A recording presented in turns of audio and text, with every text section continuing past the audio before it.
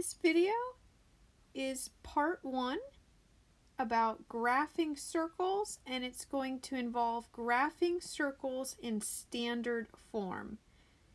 So the standard form of an equation of a circle with radius that they're going to call little r and center hk is the following. Now before I write that formula down, just keep in mind some of this vocab. So I know I'm horrible at drawing, but pretend I can draw a pretty circle. So radius is any straight line segment from the center of the circle to the point on the circle itself. So that's the radius, that's what they're calling little r. And then the center, that point right smack in the middle, is actually not on the circle itself, but it does help us to figure out how to graph the circle, is why we care about it. So when they say HK, notice that H is really just the X coordinate of the center of the circle, and notice that K is simply just the Y coordinate of the center of the circle. So just keeping that notation and vocab in mind, the standard format for graphing these is the following, and I'm going to jot it down up here just because I don't have much room on this slide. Everything is kind of crammed together, unfortunately. But parentheses, most of the time, not always, but most of the time with the standard form, you're going to see the x and the y as part of quantities that are in parentheses. So you're going to have x, notice it's minus, not plus. We're going to come back to that in a second.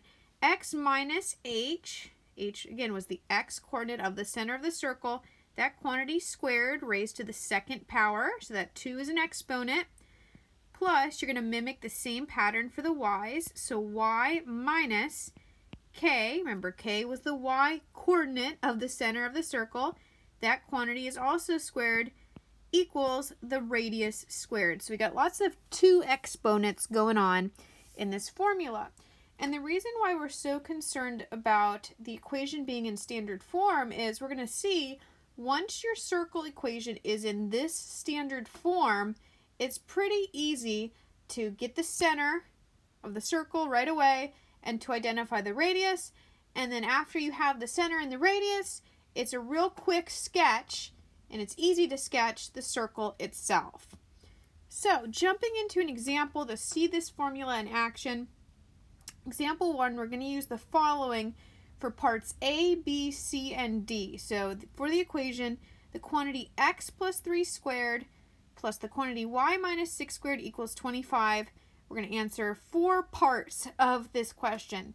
Before I go any further, I just want to point out that if you were to FOIL these quantities squared, the biggest powered x would be squared and the biggest powered y would be squared.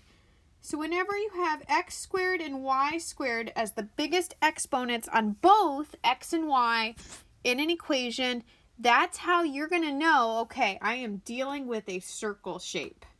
So again, when you have an x squared and a y squared as your biggest powers on x and y, you are automatically dealing with a circle graph. So part A says to find the center, which they call HK. So let's go ahead and line up the formula, that standard form, with our given equation in this problem. And I want to point out a pattern here.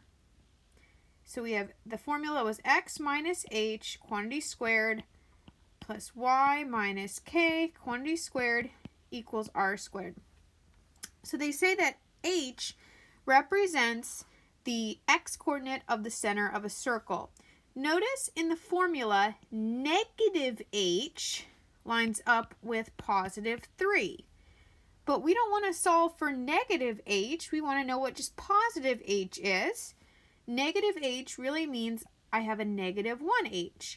So if I wanted to solve for h, I could just simply divide the negative 1 to the other side. And I see that h is 3 divided by negative 1, which is negative 3. So the x coordinate of the center of the circle, or h as they call it, is negative 3. So the pattern is, look at the number trapped with x, and just simply change the sign. So I had a positive 3 trapped with X. So H, change the sign, and it makes it a negative 3. Boom, done. Comma. Let's go ahead and look at the K, which is the Y coordinate of the center of the circle. So if I look closely, comparing the formula to our equation, negative K lines up with negative 6. So that means negative 1K equals negative 6, but I want K, not negative K. So let's divide the negative 1 to the other side. K equals negative 6 divided by negative 1, which is positive 6. So my Y coordinate of the center of the circle is positive 6.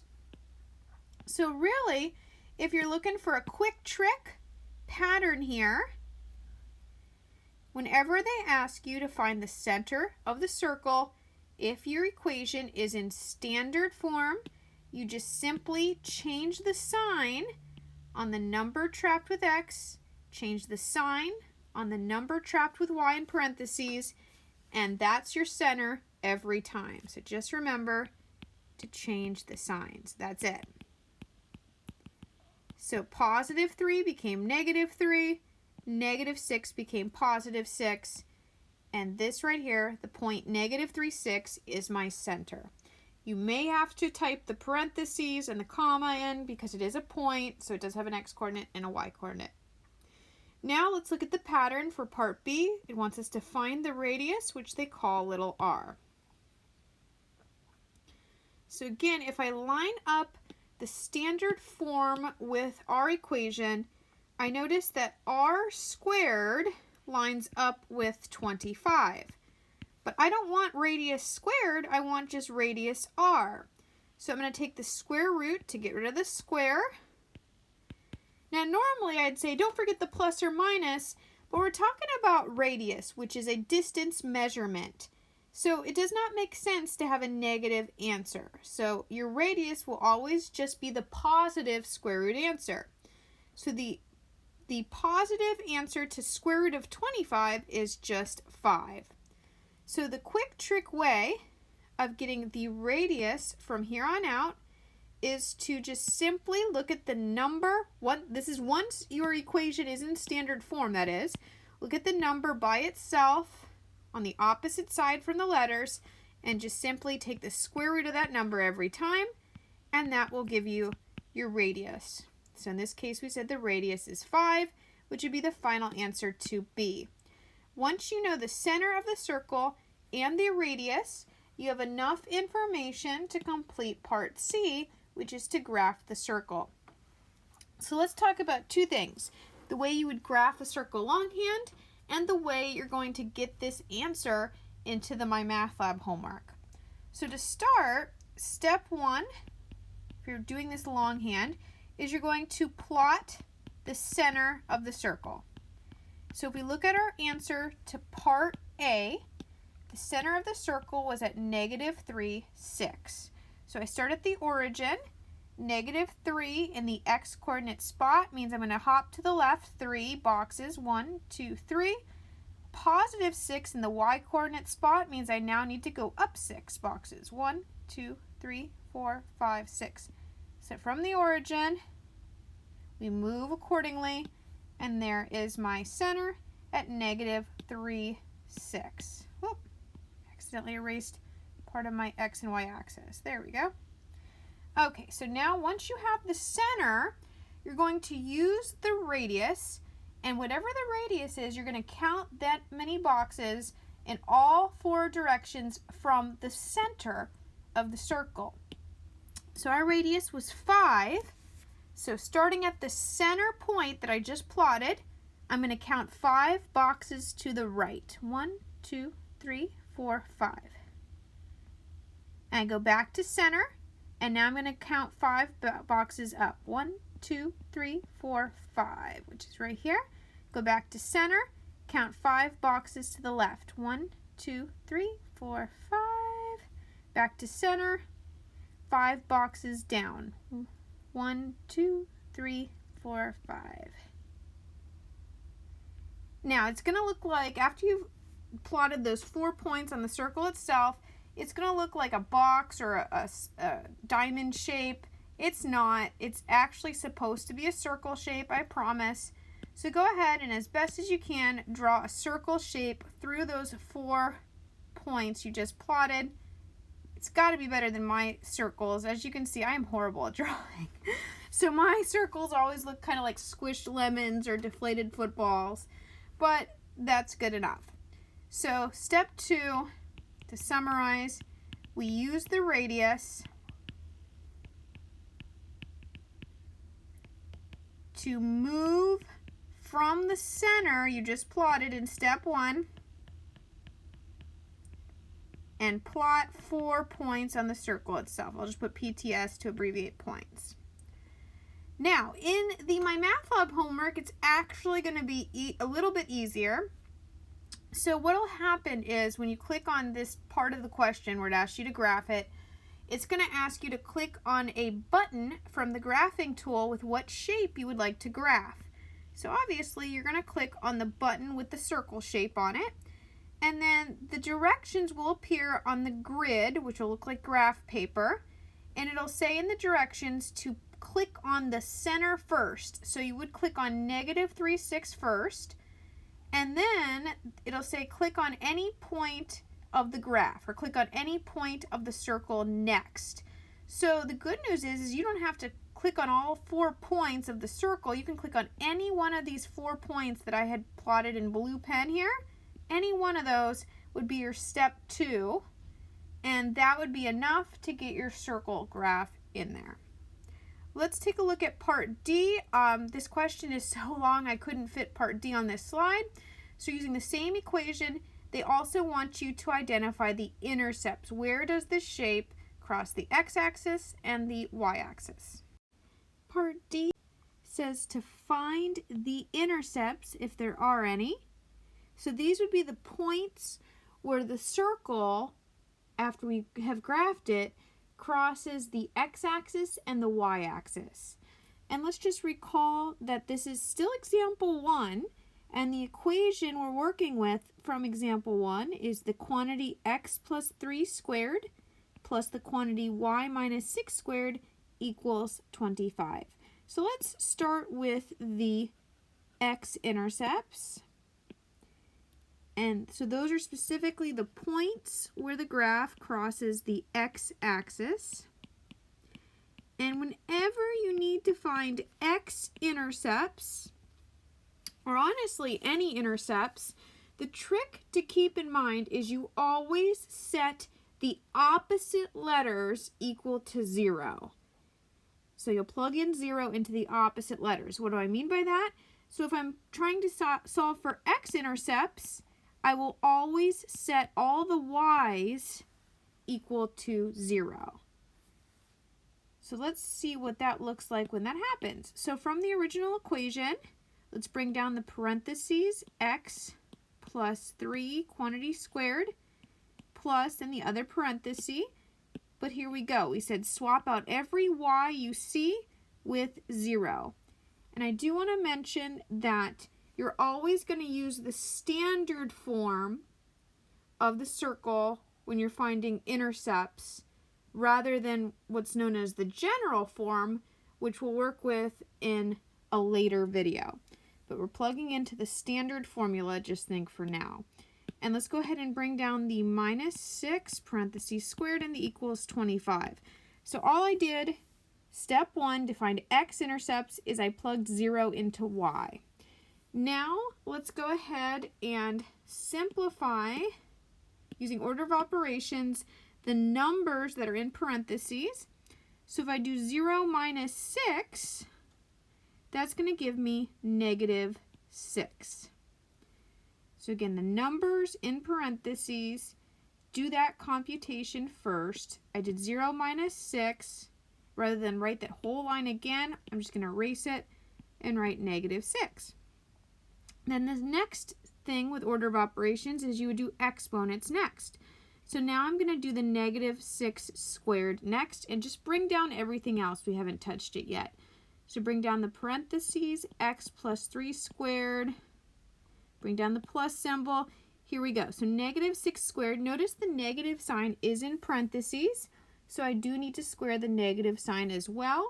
So this is actually negative 6 times negative 6, which is positive 36. Bring down the equal symbol, bring down the 25. So after you plug in to y equals 0, clean up the mess in parentheses and then do the exponent. After you've done the exponent, we've done all the simplifying we can do. Now we want to solve for x, meaning get x by itself.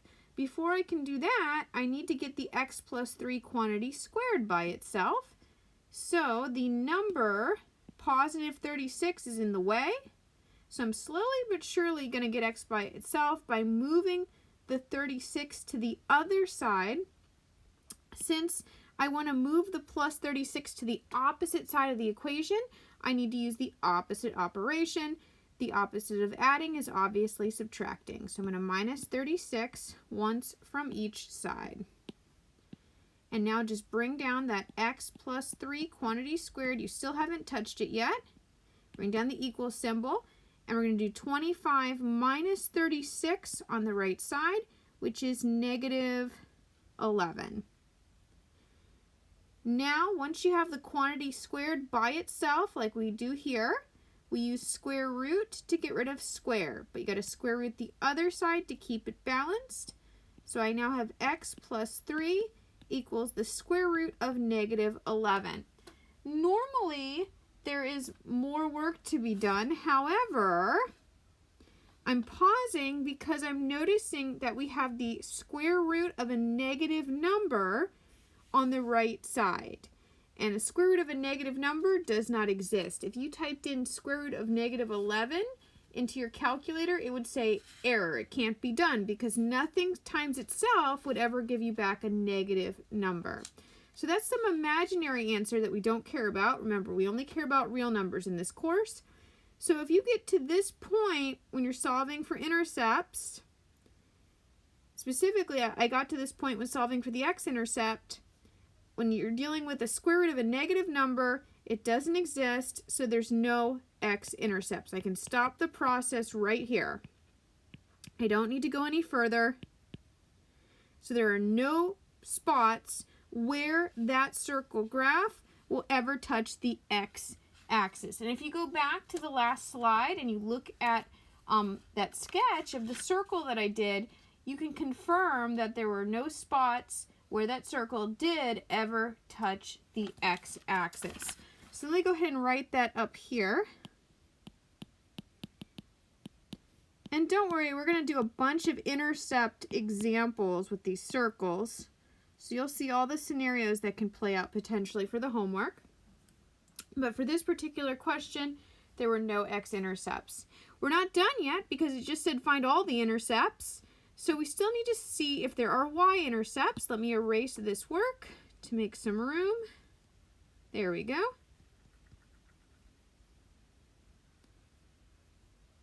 So now we need to solve for y-intercepts. I'll abbreviate intercepts INT. And remember, whenever you're using an equation to find intercepts, the trick is to set the opposite letter equal to 0. So now if I want to find y-intercepts, I'm going to set every x-coordinate in the original equation equal to 0. So here's my x right there. I've circled it in blue pen. So bring down the rest. So bring down the parenthesis. But here we go. Instead of x, I'm plugging into it 0. I'm swapping it out with 0. And then just bring down all the rest. Bring down the plus 3, parentheses squared, plus y minus 6 quantity squared equals 25. So now I'm solving for y because it's y-intercepts I'm looking for. Okay, and as we just did previously, after you plug into the equation, go ahead and simplify the numbers in parentheses. We're going to use order of operations. So I have a 0 plus 3 now in the parentheses. 0 plus 3 is obviously 3. Now do the exponent. So I want to take 3 and square it, or 3 times 3, which is 9. So I did that 3 squared for 9 and just bring down the rest that we haven't touched yet. We haven't touched the plus or the y minus 6 quantity squared equals 25. So once you've simplified the mess in parentheses, the number mess in parentheses, now we want to slowly but surely get y by itself. So I need to subtract 9 to move it to the other side. I still haven't touched the quantity y minus 6 squared yet. Bring down the equal symbol. 25 minus the 9 gives me 16. Now, once the quantity squared is by itself on one side of the equation, let's go ahead and use square root to get rid of the square. But don't forget, you got to square root the other side of the equation to keep it balanced. So I have y minus 6 equals. Now, here's where it looks different from when we were finding x-intercepts a minute ago. So now I'm doing the square root of a positive number. In fact, I'm doing the square root of a perfect square. The square root of 16 is a perfect square because 4 times 4 gives you back the 16. Just be careful here. Whenever you put a square root into an equation, in other words, that square root was not part of the original equation at all, you're using square root to solve for answers. Whenever you're doing that, you need to consider both answers of the square root of 16. In other words, it's not just positive 4, that is the answer of square root of 16, also negative 4. So if you typed in the square root of 16 into your calculator, that principal square root that the calculator is programmed to give you is going to only be the positive 4.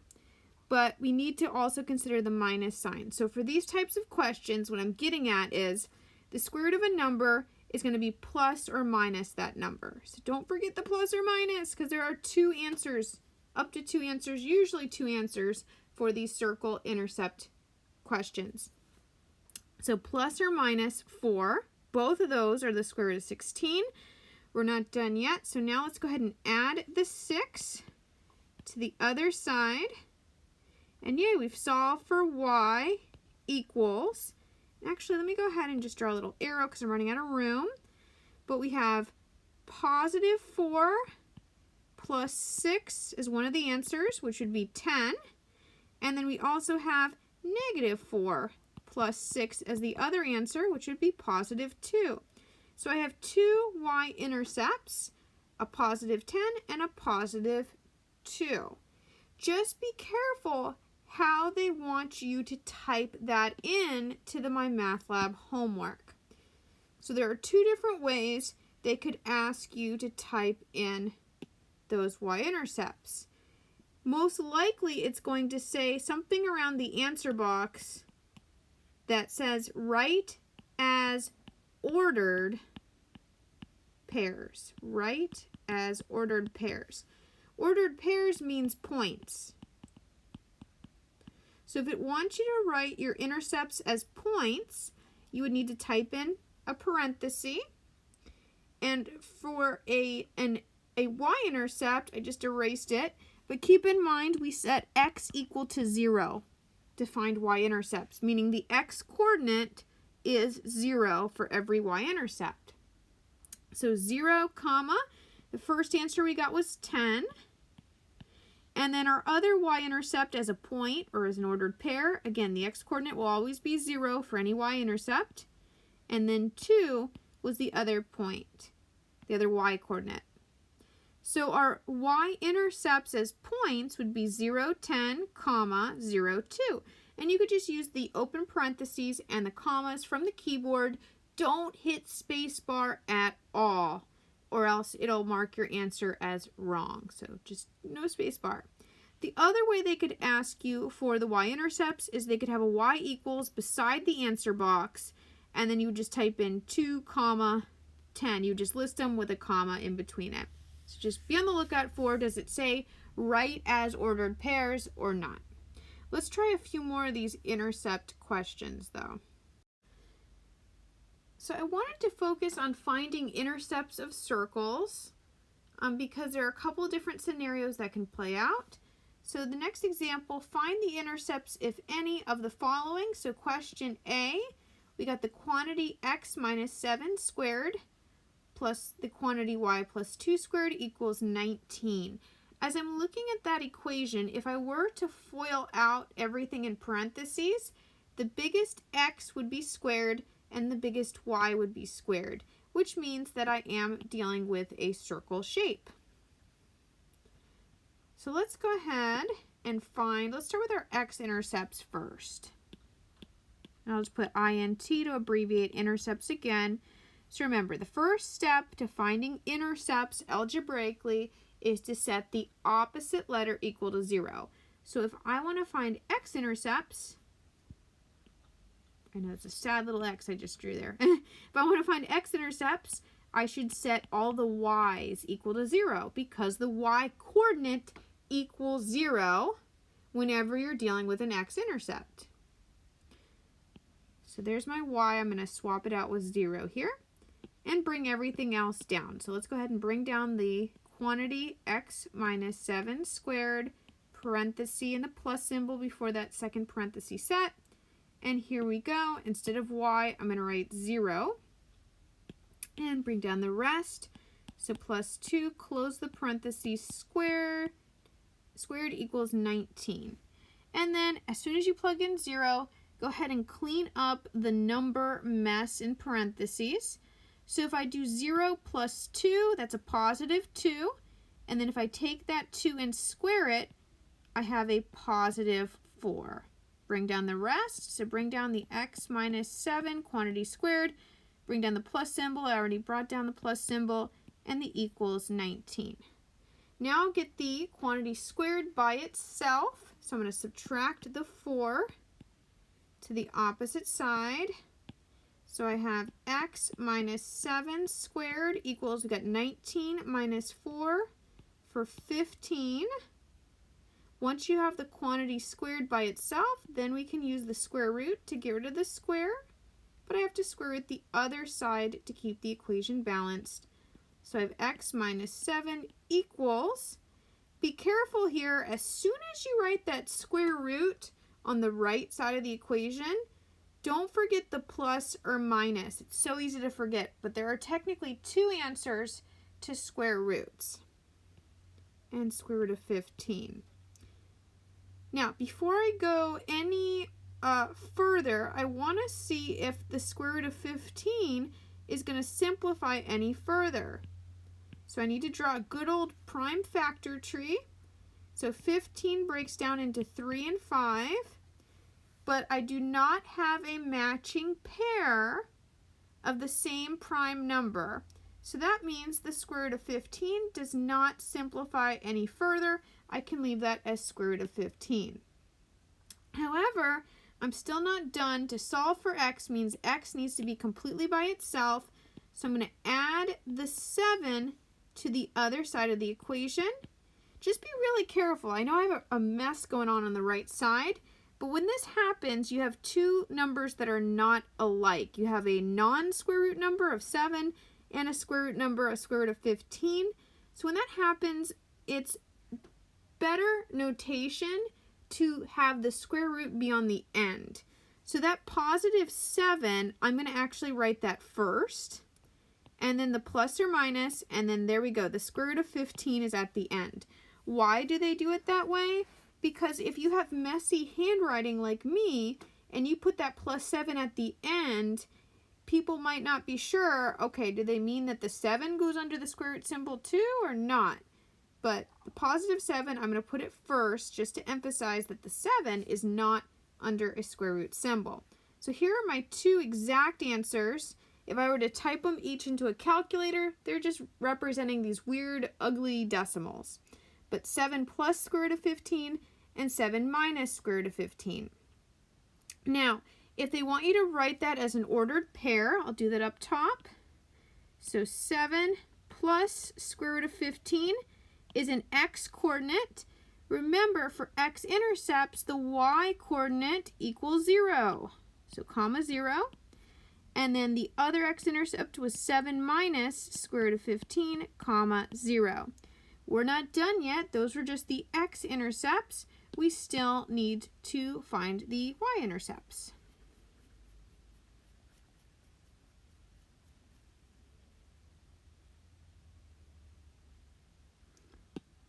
So here we go with that. So now to find y-intercepts, remember you set the opposite letter equal to 0.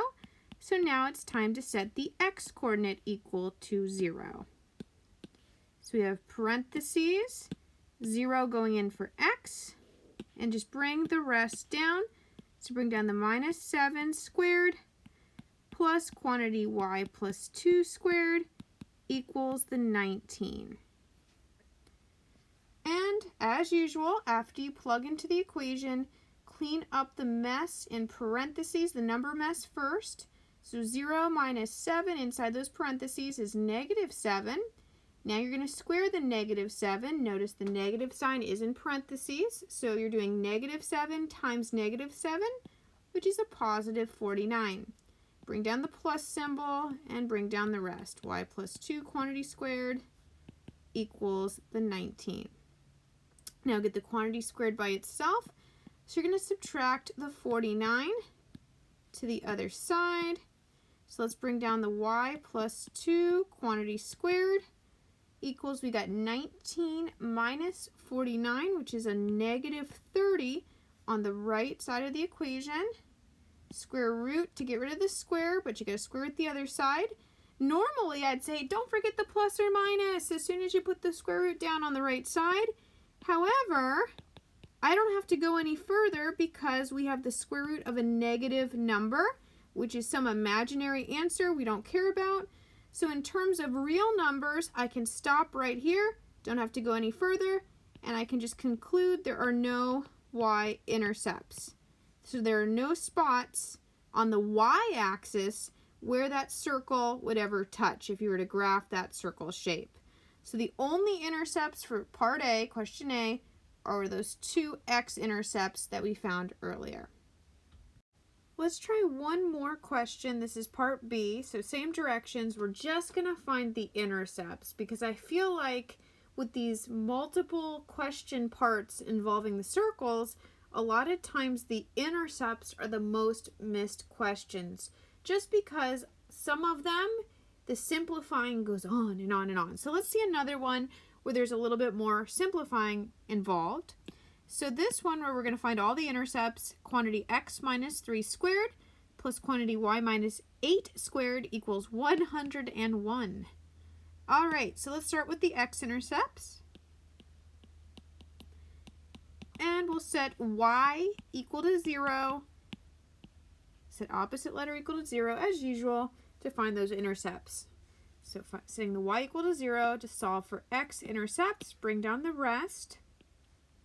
We have quantity x minus 3 squared plus parentheses, we're putting 0 in for y. Bringing down the rest, we have minus 8 squared equals 101. After we plug in 0, we clean up the mess with the numbers. So in parentheses, I have 0 minus 8, which I can scribble out. It just equals negative 8.